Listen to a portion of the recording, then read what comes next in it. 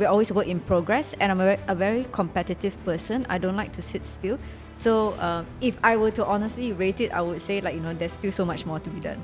It is a good opportunity in a way I see to bring both sides back to the middle. You don't put forward youth candidates just for the sake of quota or diversity, and then you send them to areas to just die. If you were to be a mature opposition, then you would say, okay, when the government does good things, okay lah, congratulations. Yeah. Demi kebaikan, right? Yeah. And if the government does the wrong thing, then the opposition is supposed to step in and say, look, this is wrong. Yeah, I'm actually glad that YB Rafizi is really taking it on. I mean, and to be honest, anyone who takes on the MEF is... Yeah, I agree. I support. I agree. Hey guys, thank you for tuning in to Top News Podcast. And it is the final leg of the race for the state elections. And today with me, we have Kampung Tunku incumbent assembly woman, DAP and Pakatan Harapan's Lim Yi Wei. Hi YB. Hi, nice to meet you. Hi, thanks for having me. Yeah. Thank you so much for coming. I know it's like super rushed now as you enter the final few days before the polls, right? So how has the campaign trail been for you? It's been good. It's been hectic, of course. Okay. We tried to pack in as much. I mean, for my team, we tried to pack in as much as possible in the first week so that we cover all of our areas. And this week, we are doing a little bit more touch-ups and also going to other areas to help out where we can. Okay, what would the areas be and how has the response been in those areas? Because you are the incumbent, so they know you already. How has the performance, how have they been towards you? So far, everyone's been quite receptive and very supportive. Okay. One of the things that we have been distributing during the walkabouts also is our 5-year report card. So there's actually quite a bit of meat to it where we can actually go to people and say, look, this is what we did in the last 5 years. We have not taken your vote for granted. And here we are, give me another chance. Yeah. What does the report card look like? How do you rate yourself? I would say we did well. Okay. But of course, we're always a work in progress, and I'm a very competitive person. I don't like to sit still. So if I were to honestly rate it, I would say there's still so much more to be done. Okay. And the campaign trail on the ground, have you guys been working close with Barca National as well? Yes, they have turned up for quite a few of our walkabouts. Okay. And we are happy that that it is. I say we're coming out together and also showing people that it's not only the top leadership who are committed to this unity government, but it's trickling through all levels. Okay, all right. And do you feel that? Well, technically, have you? You are in the AP's youth segment, and how has it been with the UMNO and of course UMNO MCA MIC's youth segment as well? How has it been the relationship there? Because the UMNO youth chief has been quite critical about the AP. So far, it's actually all right. Okay. I think everyone is kind of trying to find their feet to how do we work together and all. But there is I would say a shared purpose in the sense that we all want to see the unity government work out and have some stability for at least this term, 5 years in the federal level, and hopefully that translates to the 6 states experiencing elections. Okay. And so I just want to say you've been on Sinar Daily a few times. You were on Relatable where we talked about women. And then you were on Wachana where we talked about the elections. I think you were with Ikmal from the Youth Exco from UMNO. I don't know if you remember this, but Wachana, on Wachana. Wachana. And then basically the question was would you guys ever work together? And it's ironic because at that time everybody's no DAP, no Anwar, and PH was no Zahid, no a vote for blah blah blah. All those things was happening, but you and Ikmal on the show actually gave a sense of hope that there may be a chance for DAP and UMNO to work together. It's weird. And then it happened. Yeah, and then it happened right after the elections. So what's your take now? Your first I know first conversation when like during the G15 when ideas started to come about, and now like after almost 7-8 months that since then, how has it been? It's been interesting. Okay. Yeah, I would say it's been interesting. I mean, of course, both major, all the major coalitions would have hoped that our side, their side, would have gotten like a strong, convincing majority to form the government. But as we all know, what happened was that the 2022 federal elections results showed that no one coalition had the majority, and we have been asked by His Royal Highness the Yang di-Pertuan Agong to form a unity government. To which we have to put on record that Perikatan Nasional did reject that offer. So yeah, here we are in a unity government with 19 parties. It's been quite 19, right? Yeah, 19 with the Sabah and Sarawak coalitions. It's been interesting, I would say. But I think it is also a process of maturing of our democracy. Okay. Because other countries, especially the Western democracies, actually the government is formed post-elections. The coalitions or the parties negotiate, and then they decide who has the majority forms the government. Whereas we are more used to having the coalition go into elections, and then whoever gets the majority then forms the government. So I would say that this is a process of maturation of our democracy, and it's interesting because especially when you talk about DAP and UMNO, we have in essence been each other's boogeyman since forever. Definitely. It is a good opportunity in a way I see to bring both sides back to the middle, to more centrist and more moderate politics. Yeah. So it's like a tug of middle road, middle, like from one side to the other, and you're meeting center point. Yes. Okay. Does that mean like the AP is also too far left or I right? wouldn't say too far left or right, but because we've been sort of primed to be each other's boogeyman. Yeah. So now that we're sitting at the same table and in the same meeting room, there's a lot of consensus building that has to be done. Okay. To find certain like meeting points of agreement, and as a government decide like what our priorities are. What are things that we can agree on to work together, and what are the things that maybe we don't agree 100% right now that we can agree to negotiate. Okay. And work on. At least there's a sense of check and balance where one person may not like it, and we can like rediscuss and negotiate. Yeah. Okay. And this you've mentioned before that like Tony Pot is one of your like mentors before this, because I mean he was your parliamentarian, right? Yeah. And like he has been quite critical of the unity government recently. So but we've tried talking to him and like getting in touch with him to come on the show, but he has not been he's not interested. So like how has that been like? Do you still communicate and like discuss things with him, or perspective wise? Yeah, definitely. I think it's worth putting into context that Tony has pursued certain issues, for example 1MDB, for quite a long time, almost 10 years. So it is natural that he has I don't dare to speak for him, but it would be natural to assume that he has a certain level of like resistance towards the current situation. Yeah, understandable. But I think we are all still party people, and he is contributing in his own ways to the party, to DAP still. Okay, since you're talking about party people, right? I know you're in Selangor, but some drama occurred in Penang when a few members like dropped out because like they allegedly don't agree with the whole candidate situation in Penang.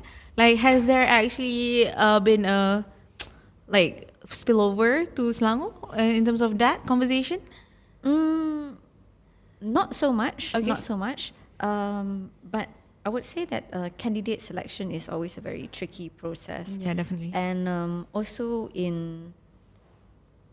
because we're in a coalition, so sometimes spaces are limited. So for example, in Selangor, so among the DAP, we have 15 seats. We're contesting 15 seats out of 56. And some of those who came in 2008, or even actually 2004, which is YB Ng Swee Lim, who is the incumbent for Sekinchan, when you look at their age and all, the seniors are not that old, no. So even now, our DAP Selangor lineup, the oldest candidate is 57 years old, which is YB Lee Ki Hyong in Kuala Kubu Baru. Yeah. And about at least I think 6 or 7 of us are still under 40. Yeah, and those some of those who are pursuing their third term are also, like below 50, like the 40s years old. So the playing field is actually quite narrow. Yeah. Yeah. Yeah, that's the issue actually. I can't remember who I had a conversation with, but the person, she's also I think she's also a candidate. I can't remember who the person is right now, but she mentioned that there should be a 2-term for any positions, for all positions, parliamentarian, aduns, 2-term limit. So it begs the question, if you start young, for now, let's say you're clearly in your 20s, 30s. Yeah. Okay, you're in your 30s. Yeah. You're in your 30s, and this is your second. If you win, it'll be your second term, right? And then you should head over to Parliament next. Do you think your work is done as an adun? Do you think it's enough to do your work in 2 terms? Actually, it really depends on the area. Okay. It depends on the person. I feel that 2 terms is, having 2 terms is good because you get to solidify. Like the first 5 years, you kind of solve like the basic major problems, and then the next 5, you obviously like move up, and you sort of solidify your like services in the area, especially when it comes to like building community-based like support on networks and so on and so forth. But to have a term limit, I feel like 2 terms in one area is a bit rigid. Yeah. And there are certain areas where, once again, I think like candidate also is quite important. Okay. Because it's not that easy to find like someone who is suitable for certain seats. So I think, for example, YB Ng Swee Lim, he's been in Sekinchan since 2004. And I think from the party perspective, it's actually quite hard to find a successor to him. Okay. One thing also, he's still quite young in age. And he has thrived. He has thrived and really made Sekinchan into an eco-tourism spot. Yeah, definitely. And that has not come, just because of 2 terms, a bit longer than that. But also, he's unique in the sense that, he can also speak Javanese. Oh, okay. So, that kind of profile, which is so like compatible with the area, sometimes it's not that easy to find. You're right. So, I feel like a 2-term limit is a bit rigid. Okay. Depends on the area. We should look at the development itself, right? Maybe like if it's not working with that person, maybe they can like step down. But to take people out of the position also is another thing. Okay. But what the DAP does also is that when we have assemblymen or MPs who are a bit more established, we move them into more dangerous areas. Okay. And we actually provide space for newer candidates to come up. So I myself was a beneficiary of that, where the previous Kampung Tunku Adun Lawing San moved to Banting, and I came in. And that is, I think, actually a pretty decent way of introducing like new blood into the candidate pool. And it's a very, I would say, like measured way, because you don't put forward youth candidates just for the sake of quota or diversity, and then you send them to areas to just die. Yeah, That kind of thing, yeah, right? exactly. Okay, so like when you started out, I'm sure you look very young now. So it's the 5 years ago must have been extra. Do you get any like comments like, "Oh no, you're too young"? We're like questioning if you're capable or not. So, yeah, ageism. Definitely. But I think I am again, quite a competitive person. Okay. And when I have an objective, then I want to go all out to achieve it. So yeah, don't really let those comments bother me. Yeah. Okay, let's go back to Bukit Tengku. What's the Kampung. biggest? Oh my god! Oh my god! I'm so sorry. You probably That's fine. you get this. You don't get this. Maybe you just get it from me. No, we do quite a bit. Yeah. Okay, so like in Kampung Tengku, what's like the biggest issues at hand? So Kampung Tunku is an old area in PJ. So the issue of upgrading infrastructure is a rolling one. It's a constant one. And we have pursued quite a bit of upgrading with MBPJ and also in our schools. But that's something that we want to continue doing more because we have to take into account the aging society, and also when we upgrade infra, we want it to be more inclusive. Okay. So the OKU can easily get through, and so on and so forth. Second one is with regards to urban poverty, and I find that in Kampung Tunku it's actually a bit more difficult because like we have a lot of single story, double story houses that cost probably like 1 million or above in the market. But within those houses, sometimes, as we found out during the COVID pandemic, we've got quite a lot of families because their main breadwinner might have passed away, left the family, or fallen sick, so they don't have disposable income, and they drop from what was maybe T20 or something. They have a shock and then just drop into the B40 category, and they are a bit hard to detect just because outside the house you see like, looks got nice, satellite right? dish, and still got a nice car and all. So we have a good database from the COVID-19 pandemic of about 1,000 vulnerable families, which we do check out on periodically. But I think just to give bantuan makanan or like bantuan from time to time is not enough. So if I were to have a next term, then we want to focus on more upskilling programs, really targeted ones, and we want to conduct programs, especially those with who want to pursue a digital angle, maybe online business and all, in such a way that they can start earning income almost immediately. Okay. All right, so that would be like a matching system or an upskilling system as well? A bit of both, because if we talk about digitalization, last time the focus used to be a bit more on like SMEs, like, how do you digitalize your marketing, your point of sale system and so on and so forth. But now we have a lot of people who are like starting their own small business, like, I'm making jam tarts, that kind of thing. And how do we connect them to a platform where they can, access a wide market, for example, like Shopee or Lazada, have the skills to market their products and generate income. Keep it rolling lah. Yeah, right? keep it rolling. Yeah. Okay, so Michelle, we spoke about ageism in Kampung Tunku. Is there like issues in terms of the younger generation for education wise? Because there was an issue when SPM results came about, and a lot of people were not only they weren't dropping out, but they weren't attending the exams. And then like there is a whole generation of people who do not plan to go to university. They don't see it as an important certificate, and they just want to be either gig economy players or influencers.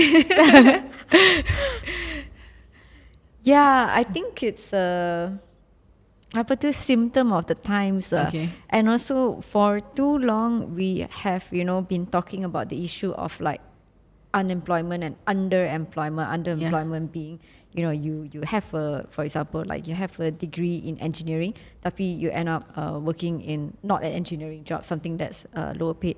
So I think the whole SPM phenomenon is a bit of a culmination of that situation, underemployment happening too long, where young people don't see the value in the SPM or even going to university. And yes, it is more fashionable to become an influencer and get all the brands and sponsorship and stuff. But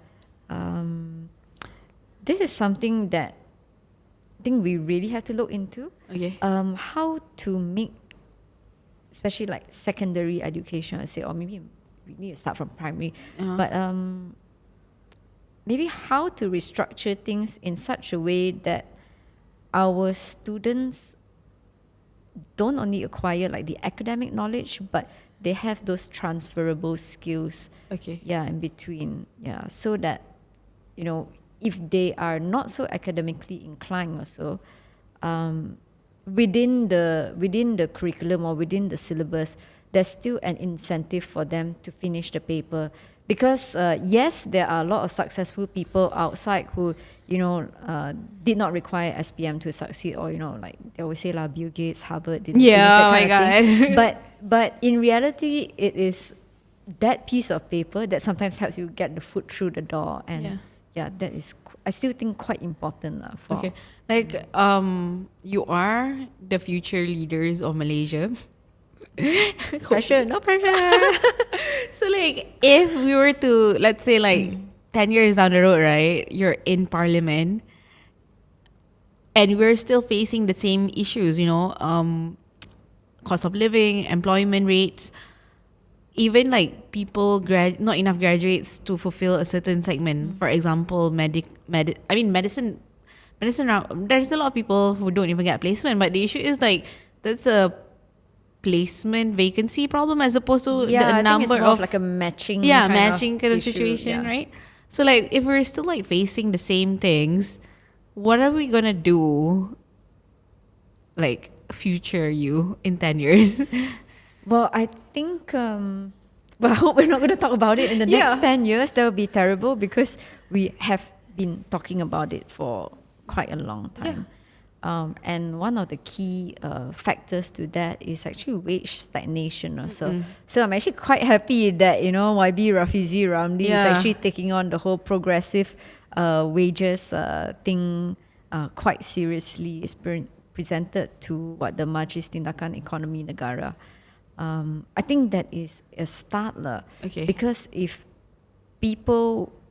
students don't, you know, see, especially, you know, when you want to pursue a degree and that takes money, you know, if they don't see that, you know, the outcome of the degree is commensurate to the pay that they get in the market, then you get the phenomenon that we have now. But in the long term also, that results in, I would say, like less high skilled workers, which would be a problem in the country's long-term, you know, economic productivity. So I think, you know, tackling wages, we have to get on it first. Actually glad that YB Rafizi is really taking it on. I mean, and to be honest, anyone who takes on the MEF is... I agree. I support. I agree. I definitely agree. They probably gonna hate me now, but I said it. I think a lot of people voice that out. So like, in terms of the manifestos, right? What do you think about PH manifestos? Does it meet with your manifestos for Bukit Kampung Tunku? What we have for Selangor, like we launched, Datuk Sri Amiruddin Shari, he launched the 5 Tekad. I'm actually quite happy with it. Okay. Yeah, because one thing is it does continue on like quite a few progressive policies that we already have in place. And for the next 5 years, I think the focus is towards building resilience, like a forward-looking society. So it actually quite aligns. And then one of the areas which I'm quite happy with is that Selangor has been very consistent in supporting mental health care. Yeah. So last year we launched the subsidy for psychiatric treatment through the Selangor app. And I think it was a pretty interesting ride, because part of it started out as an idea. Was YB Michelle Ng, the Subang Jaya candidate, and we actually drafted out a kertas kerja. And with our interns, you know, we drafted out this kertas kerja to YB Dr. Siti Maria, saying, you know, if you have extra budget, can we subsidize interventive or early stage mental health care for those who are really desperate, and tap into the private sector for those who are willing to go into the subsidy program. Yeah. So it's the first in Malaysia. Yeah. I'm very happy with that. And, we've announced plans to expand it more. Okay. So I'm quite excited. How actually tell us more about this? Like, how was the drafting process came about, and what inspired you and YB Michelle to do it? And what can we expect in the expansion? Why we started doing it was I think it was also partly driven by the COVID-19 pandemic. Okay. I mean, Michelle and I, we have spoken up about mental health care even prior to the pandemic. But with the pandemic, it accelerated a bit more. And I think we also menginsafi lah, or realize that mental health is a spectrum. So there are many people, especially during COVID, who were facing, all this like stress due to joblessness and, being cooped out in the house, tak boleh tahan family members kan because of that kind of thing. Yeah. So people didn't know where to really get help. I mean, there's only so much that hotlines can do for you. Yeah. But imagine if you're in a situation where you just feel like depressed or anxious every day, you just like don't know what to do with yourself, that kind of thing. Then there needs to be sort of a bridge or a step ladder for people in this kind of situation who may not realize that they are struggling with mental health care issues, or may not want to acknowledge also that they might be experiencing mental health issues, to get at least an early consultation and early not to say diagnosis but some interventive help. Some sort of like a place where they can just go and get help. Yeah. Without having to incur high private sector fees. Okay. So that was the area that we were looking at first, and we thought, okay, you know what, why not state come in? Because we've had a mental health allocation since I think 2018. Okay. Yeah, but that time it was more to like kesedaran, a lot of awareness, tackling the stigma. So we wanted something more concrete, which is why the paper came about. Say, why don't we tap onto the private sector? Because they have their own associations, the Malaysian Society of Clinical Psychologists, Malaysian Psychiatric Association, and Lembaga Counselling. So why don't we tap on to these segments to offer subsidized mental health care?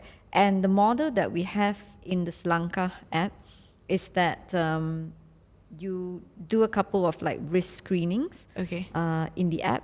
And if you are at risk, you can choose to speak to a mental health care professional. And we do it according to what we call the Stepcare model, which is first you talk to the counsellor. And if the counsellor thinks that you need additional care or diagnosis, then they might refer you to the clinical psychologist or the psychiatrist. Okay. Everything is done within the app. Yeah. Oh, within the app? Yeah. So like they talk, how do they talk? Like on the phone or? Yeah. Or they can set up appointments. Oh, they can go meet physically lah. Yeah. Okay, but generally you can just talk, have a conversation over the phone first lah, if the person is maybe unable to go out. Yeah. Okay. Okay, a quick one. Like, PH has been holding Selangor for the past 15 years on its own. So when you win Selangor this time around, if you win Selangor this time around, you would have BN in the game. So how do you think it will play out there? And do you think it will change the sentiments of people on the ground? Depending on the composition of the seats that we win, also that would probably determine the composition of the EXCO. But what is more important, I think, is if we win the government and we decide who becomes EXCO and so on and so forth, we need to put forward an administration and also the barisan of state assembly people that are I would say like active, can solve the people's problems, And I think it's quite important for us to be like forward-looking and like I said, build resilience for our state, whether it's in terms of infrastructure or like water supply or even like the social safety nets. Because like you say, Selangor has been under PH for 15 years, and so people have come to expect like a certain level of service from us, and they know that there are certain programs they can qualify for. So how do we keep things exciting, or how do we keep things fresh? What else can we do better? I think that is very important for the next leadership to take into account. Okay. All right. So this is quick. I think this could be the last question. What is your like harapan for your seat, and also for the state, all the 6 states? Like, because so many people have come out to say, "Oh, this is a referendum. If you lose, if PHBN lose, it'll be assigned to Anwar for the federal level and things like that." So, like, what's your take, and what's your hope, and what's your thoughts on these so-called referendums? Well, I hope people, I urge people to come out and vote. And of course, shamelessly, I'm going to say, please vote for PHBN. I think that actually the unity government, despite all, the challenges and like I said, like, having to negotiate between 19 parties, we have progressed on quite a number of things. Some of the economic reforms will take some time.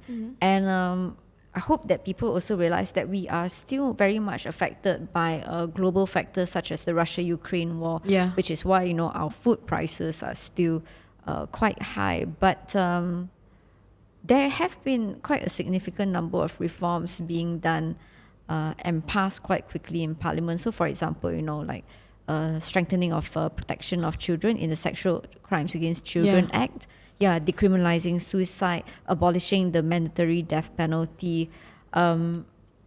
These are things that, I feel like it would be unfair or like a bit intellectually, dishonest to say that nothing has been done in the last 8 months. And I think the state elections are particularly important this time because we want to send a message that we actually want, an administration, whether it's at the federal level or at the state level, that we want things to work. We want stability and we want to be able to move forward. And I've been saying in my chiramas, and I really believe this, that the problem that we have right now, where people feel like things are stalled or we are talking about inconsequential stuff, is actually largely due to the fact that we have an insincere opposition. An opposition that is not interested in being check and balance to the government, but they want to overturn the government and retain power. And this is not me pulling things out of the bag, because Ahmad Faisal just said, if they win, in the state elections, then, Anwar's not so safe at the federal level. So I'm not saying, they are actually they have been saying it. So we have an opposition that is not interested in being the check and balance in the government. As if you were to be a mature opposition, then you would say, okay, when the government does good things, okay, congratulations, demi kebaikan, right? And if the government does the wrong thing, then the opposition is supposed to step in and say, look, this is wrong. But we have an opposition who is not interested in people's welfare, an opposition that, is trying to throw everything at the federal government to see what sticks, and they are playing, the 3R politics, which is so unhealthy. I think some of the older generation, they are a bit more immune to this because, let's say, our parents are 60, 70, 80 years old. They went to school together, they still have that memory. Like, I go to my friend's house during the different festivals. They still have that memory. But for young people who are hearing all this kind of 3R politics, in, out, and social media algorithm, just creates insane, this right? bubbles kind, because, let's say, for example, the more I watch a past video, the more recommended past videos are going to come to me. So for young people who don't have that kind of memory or that kind of contextual knowledge, it actually, I feel like merosakkan minda lah. It forms a very narrow kind of politics, and that's why I feel like if I want to urge people to come out and vote, because your vote can stop this kind of politics, kind of toxic politics, you know, the politics of hate, the politics of pitting people against each other. And, you know, that vote also is a sign that we want to move forward as a nation. Okay, I'm sorry. I just So that's remembered my because long ceramah. because you just highlighted the 3R issue. So I just remember I wanted to ask you something. A few days ago, a video of Datuk Sri Anwar answering a student about the meritocracy of university entrance. What's your take on it? Because he was highly criticized for his language, the language and tone used against the student. So, and it was a racial question, and people are angry lah. So how is that? And also another one is YB Lim Guan Eng. He was in Penang during a ceramah, and he said he was giving examples, I assume, to the people who was there, that, you know, the PN-led states, Kedah, Kelantan, and Terengganu, are poorer in terms of water, economy-wise, and stuff like that. And now they're being attacked for using racial sentiments and religious 3R lah, basically. So, like, since we're talking about 3R, how do you think that will affect? And how do you think it was right for them to be talking that way? Okay, I'm actually going to admit that I have not watched the full video of Datuk Sri like addressing the students, so I won't be able to comment that much. Yeah, I actually have been quite busy. Yeah, I'm sure you've been campaigning. Yeah. It's a tricky line lah. It's a very tricky line. These 3R conversations. But what I can safely say is that past, especially in their capacity as state government, have had the history of trampling on minority rights. Okay. Yeah. Whereas, you know, when they accuse us of like doing 3R, no, a lot of it is patently untrue. So, you know, until now we still have all these rumors of like, oh, Penang tak benarkan azan. That's patently fake. But the things that sometimes, you know, non-Malays, minorities are afraid of, with regards to, you know, like their rights being trampled, have happened in past-led states. Okay. But do you think there is a need for conversations on 3R to address situations that leads to situations like this? I mean, not talking about it at all may defeat the whole trying to improve and make things better. You know, like we have to talk about racial construct. We have to talk about religious, you know, what is sensitive to this people, what is sensitive. If we don't talk about it, we totally don't know what it is, right? Yeah, like, I agree. We should talk about it. Cuma I think that there is a big difference between it being bahan ceramah and, you know, like played up a lot versus having honest discussions about it. And I think this needs to be an effort that is ongoing and like sustainable and honest also, and maybe sometimes among closed doors. Because if you take, for example, like sometimes, you know, you see all these like interreligious discussions and all, and, you know, they go and have a meeting and then they talk to each other, and then there's a press conference afterwards and everyone holds hands and says like, you know, oh, our religion teaches us all to love each other. There's no like fluffy, you know, like continuous. It's also a bit fluffy.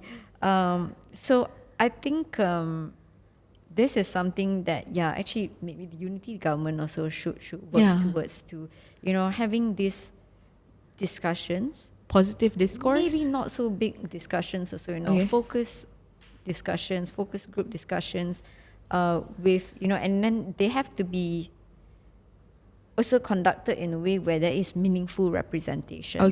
Meaningful representation, so that we can actually like tease out all these little dynamics, you know, into these 3R issues. All right. Thank you so much, YB. No problem. All the best Thank you. All the best this Saturday. Thank you For the elections. Thank you so much. Thank you. All the best to us. I hope you come to Sinar again. Thank you so much for having me. That's it, guys. Thank you so much for watching. This is YB Lim Yi Wei, your incumbent for Kampung Tunku. She is also contesting, so make sure you go out to vote for whoever. Okay. See you guys. Thank you.